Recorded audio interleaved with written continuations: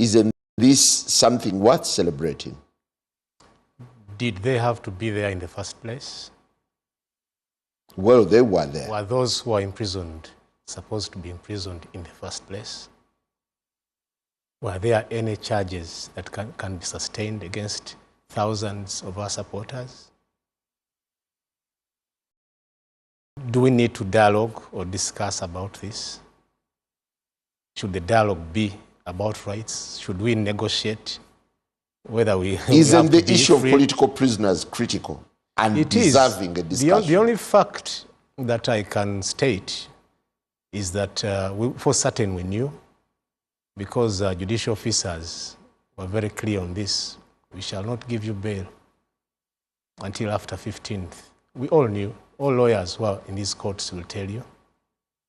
So they were arrested, detained politically for a purpose. So I'm not surprised that some of them are being released. I thought these gestures are remarkable. Prisons are being decongested. I told you I would still state for the thousands that were thrown into prisons. It became overwhelming, even for prisons. Prisoners started dying.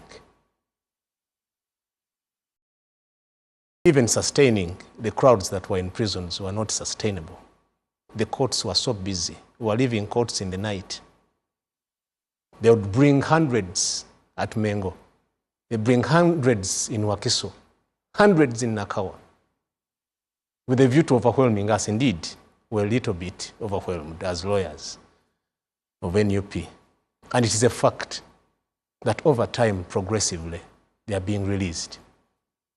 But should they have been taken there in the first place? Well, Honorable Robert Kyagulanyi tweeted, and if I could share the tweet for the benefit of our viewers, how can my rights and dignity be a subject of negotiation? He accused NBS of being a peddler of fake results and fake narratives. My return to my home country is a right, and I will soon return to Uganda, and the regime can do whatever they want. Standing against Museveni and beating him, in brackets, is only a crime in the eyes of NBS, not in the eyes of the law. Precisely. That's what I'm saying. We are not going to negotiate rights. We are going to fight for our rights. That's the position of the National Unity Platform. Is the fate of Kyagulanyi such a big issue?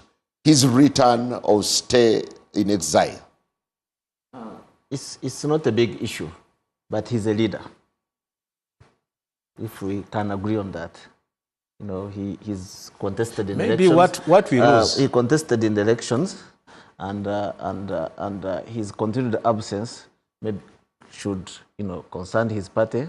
But really, this is what I talked about, the kind of intolerance. Even the being allergic to the word, call it negotiation, call it discussion. I mean, the fact is that there were security services at his home, and the security services know their reasons. They have their reasons, either preventive or real. They have their reasons. But the fact that, I think you posed a good question, the fact that they withdraw from the home should be lauded as a confidence-building measure. Because the dialogue Honorable Sabit and Honorable Semuji is talking about, you have to create conditions for it by building confidence. Should we thank government for withdrawing troops from Besige's movement? No, we don't, no thanks. But I'm talking about... You say it's laudable. It is laudable in the sense that conditions, confidence-building measures are being created in the country to really, you know, promote dialogue and create... Calmness is not bad, Honorable Semuju, as opposed to chaos. I think whatever is going on, I think that builds confidence. Huh? Because if somebody runs away from the country, whether willing, they have not used official borders, they have gone. That's not normal. Their return, even their return has to be not negotiated, but arranged. You know, and I think it does not cost anybody for people in the government talk to people. Would you be keen to arrange the return of Kyagulanyi? I mean, if he asks for my services, why not? If he asks for my services, but if he doesn't need my services, he's a free citizen to return. But he's a leader. You know, you can't just escape from the country and you turn up that here I am. I think that's another issue that will be dealt with. But the fact that the soldiers, you know, left his residence should be laudable. The government is trying to create conditions, you know, send a message that we, you know, even where there is disagreement, I'm sure those security services had their reasons. You might not appreciate them, but they had their reasons. The fact that they have withdrawn in an orderly fashion, and by the way, what I read in, I saw a clip from the news, it seems to be an organized handover, kind of. So I think we should laud that. But really what we need to focus on is creating conditions for a national dialogue. And I think the Inter-Religious Council has that mandate, and they are working on it, and I think they will succeed. Okay, what is your role in this? Nothing. Nothing. As we take a break, you had a question for Simon, should we forget the abusive nature of the meter at his home? Living is another thing. You cannot say we may just forget because you want to sanitize, legitimize the election period. We are talking dialogue partly because it is a means of trying to legitimize, put the country at rest. But who can forget what happened to Kyagulanyi's wife? Who can forget what happened to his, just inside his house, which was put upside down? These are the real issues. The organized crime against the National Unity Platform. We are talking about Kyagulanyi, but you have all vast deputy presidents having been detained. You have leaders at the top having been detained without any crime. Why don't we discuss this first? Do you think you can start with dialogue? But they have been released on bail. Yes, but they are in courts of law. They are at least. But what explains? It has become a fashion. The fashions. Are they released because you're magnanimous? No. Is it the magnanimity of the state? But no, it's not magnanimous. The fact that they are taken to courts and charges have been preferred, that's now a court process. It's the rule of law. No. The challenge is that courts are being used. Look here, that's extreme, but you're entitled that courts to your are being used by the state. Elections are held. The main opposition person is always in trouble, right? You remember what happened to Kizza. Now it has happened to Kyagulanyi. Is there something that government can come out and explain? Why arrest the person who has been, opposing you? And institutional abuse. The big question remains, how best can the country navigate out of the current political deadlock emerging from post-election? We'll be back.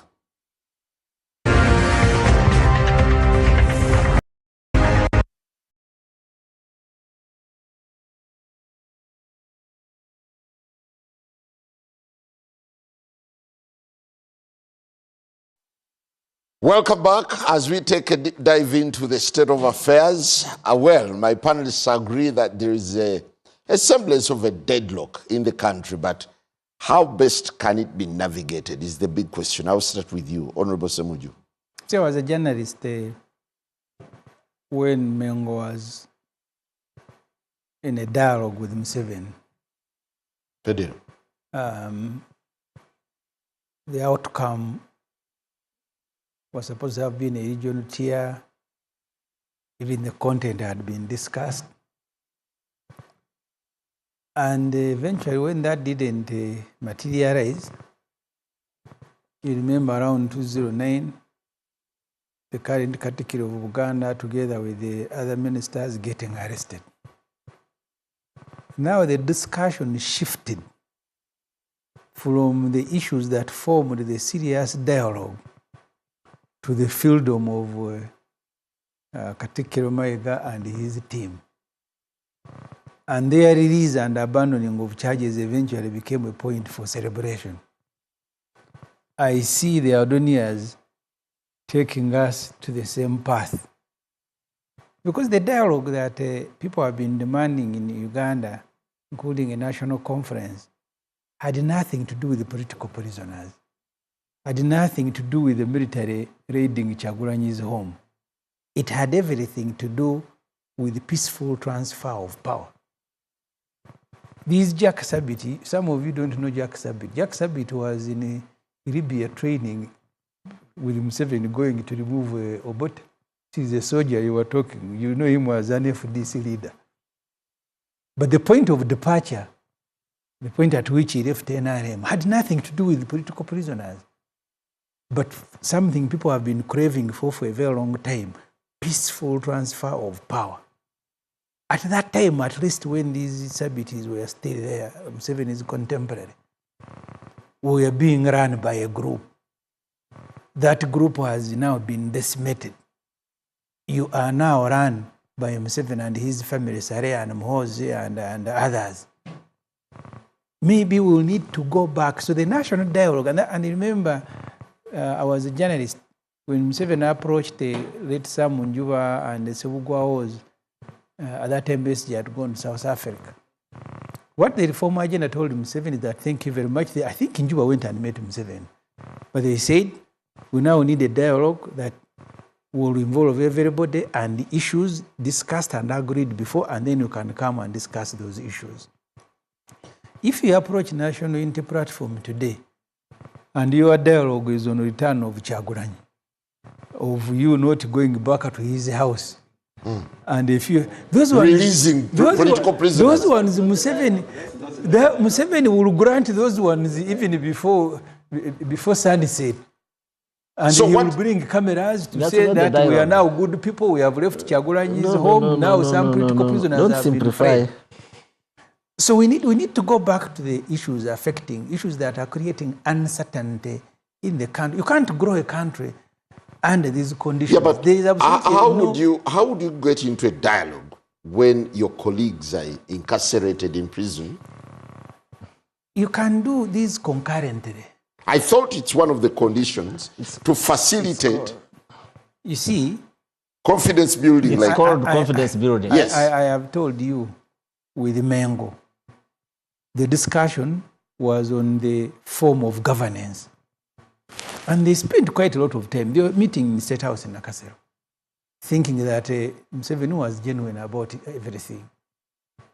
Eventually, he begins to arrest people, and the dialogue shifts from the form of governance now to political prisoners. And when they are released, people are celebrating, and they say, I am a good man, I have released your people. And that is the trap that these diplomats who are doing diplomatic work domestically are taking us into. That build confidence. No. They have released. Now there is confidence in the country. What Uganda must be discussing now, 41 years in power. You have his son insulting everybody from neighbors to leaders here. His brother beat discipline, but he has built a kingdom in Acholi. You want something in Kampala, you must first drive to Acholi for clearance. Yeah, we are like prisoners, Adonia, in our country.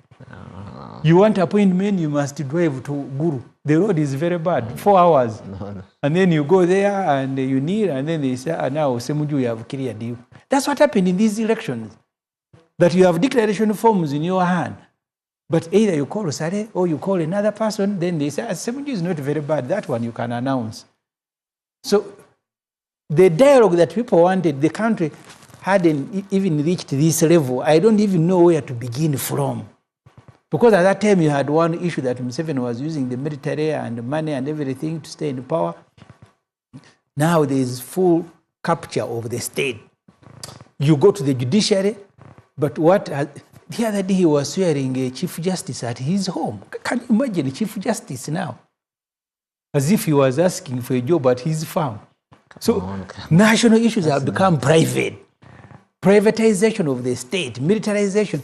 So the dialogue should concentrate on those issues. I told the people who came to meet us at Kasanga that we don't need the meeting between Museveni and Besigye. Let's flesh out these issues. Museveni responds to them. The moment he has agreed on those, we may not even be the immediate and direct beneficiary, but the country would benefit. Yes. And I told them, for us, if we are bad people, go and discuss these issues with the religious leaders, with the traditional leaders, agree and publicize them that as Uganda, the following now will happen. Thank you. Honorable Sabiti, do you find it awkward that you are a key stakeholder in national affairs? You are not anywhere involved in even any effort towards dialogue, and you can only discuss it live on TV. So your exclusion raises eyebrows, doesn't it? Not really. I don't see how you bring me as an individual. No, you are an embodiment of several other distinguished personalities. Yeah, we demand, some of us have always demanded for dialogue. Well-structured dialogue. To dialogue on this constitution we have, dialogue about how parties should work in this country, dialogue on many issues. You've had an encounter with President Museveni. Do you think he's forthright on speaking about I think it's many years ago since I met Museveni. Many years ago.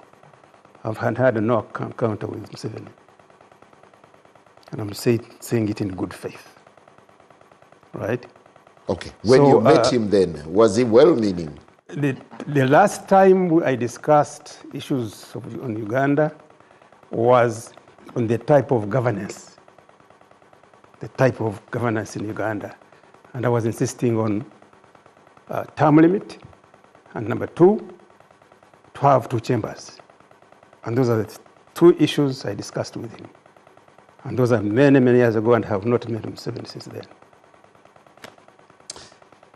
Counsel, when you listen to analysts here, you get a sense that things have fallen apart to the extent that you can't find where to start from.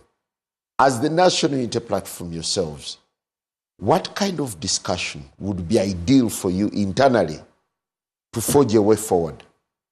No, of course, you can't speak about dialogue without speaking to process and structure. That's where it starts. The problem we have is a problem of trust. Like you put it to senior elder here. The issue of trust. Someone will ask you, what is the record of President Museveni with dialogue? That's where it starts. Especially that when we are discussing dialogue, we are discussing about Museveni, dialoguing with Museveni, the man. That is how bad it looks. I've been there in the past. The Democratic Party, I was the National League advisor of the Democratic Party. When this discussion of dialogue came in, we were part of IPOD. We had an iPod which was hijacked by the ruling party. A dialogue where if President Museveni is to appear, he's like a high priest celebrating mass. We all have to say, Gonsinze, Gonsinze, Gonsingidedala. Just prostrating before him, our leaders. And that is how that idea and structure, which had actually been organized and facilitated by people from the outside. I'll tell you, if you went at the regional level, they tell you the problem actually of the region, not only Uganda, here, is the leadership in Uganda. If you went to Kenya, the kind of discussions we are having now with politicians in Kenya, in Tanzania, even in the last election, they were telling the problem of Uganda is not only a problem of Uganda, it's becoming a regional problem.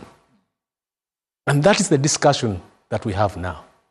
So dialogue here, even people around us, nations around us, think there should be dialogue.